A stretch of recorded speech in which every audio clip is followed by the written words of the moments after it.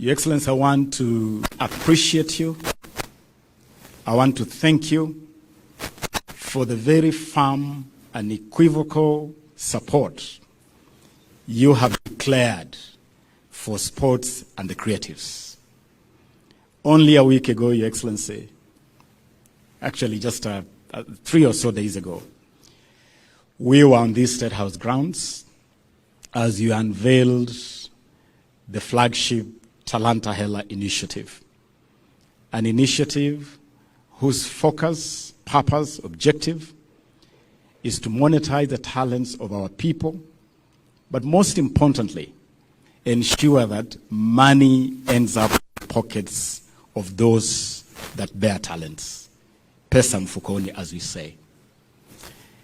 And Your Excellency, it is because of this very strong and equivocal support that our sporting arena is definitely on the up. I have no doubt that with your continued support, our sportsmen and women are in the right hands, in the right place.